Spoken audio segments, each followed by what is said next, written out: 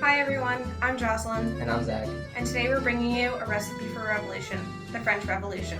We'll show you the ingredients that caused it, the steps that made it happen, and the final results that changed France forever. Let's get cooking!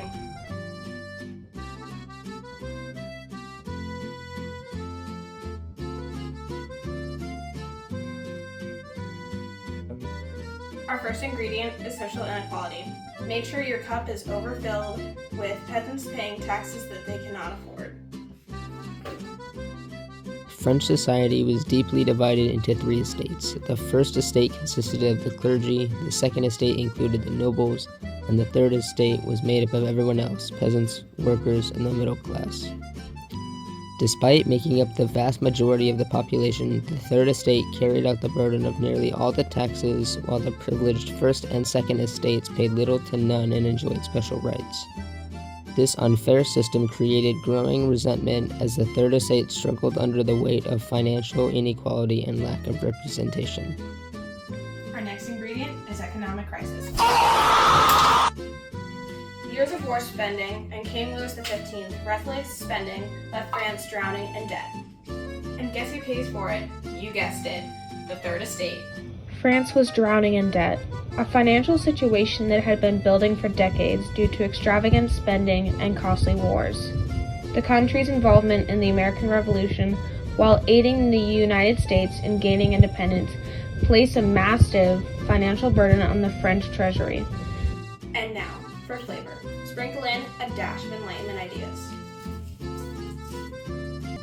During this time, Enlightenment thinkers like Rousseau, Voltaire, and Montesquieu began spreading revolutionary ideas about liberty, equality, and democracy. They challenged the idea of absolute monarchy and divine right, promoting concepts like popular sovereignty and individual rights. These ideas gave the people hope for a fair society and emboldened them to question the authority of the king and demand real change. Don't forget a quarter cup of famine. Poor harvest in the 1780s caused bread prices to soar. And you know what they say, let them eat cake. Except there is no cake. In the late 1780s, poor harvest devastated France's agriculture, leading to widespread hunger and suffering. Bread, the staple food for most families, became scarce and prices soared to the point where many couldn't afford even the most basic necessities. Starvation and depression spread rapidly, fueling anger and unrest among the population. When people are starving and losing hope, they are far more likely to rise up and demand action. Finally, our last two ingredients. Add in one indecisive King Louis XV, who struggles to lead and doesn't know whether to tax the nobles or listen to the people.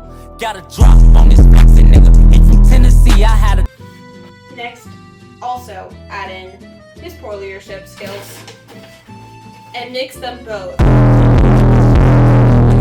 While the country spiraled deeper into chaos, King Louis XV failed to address the escalating crisis effectively. Instead of focusing on the well-being of his people, he continued to indulge in a life of luxury at the Palace of Versailles, where lavish banquets and opulent lifestyles were the norm. This blatant disregard for the suffering of the subjects alienated him further from the common people and even parts of the nobility. Moreover, his poor leadership only exacerbated the situation. When Louis XV eventually recognized the severity of the financial and social crisis, his attempts to implement reforms were marked by indecision and inefficiency. For example, when he convened the Estates General in 1789, a meeting of representatives from the three social classes in France, it quickly became clear that he lacked the authority and decisiveness needed to mediate the growing tensions between the estates.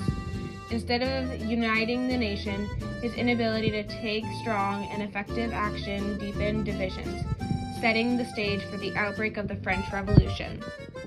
Put your cookies on a platter and put the platter into the oven.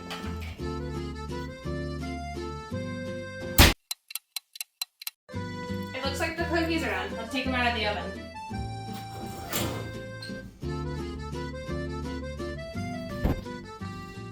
Thou shalt show no fear. Mighty eyes at the Lord, I shall hold my post.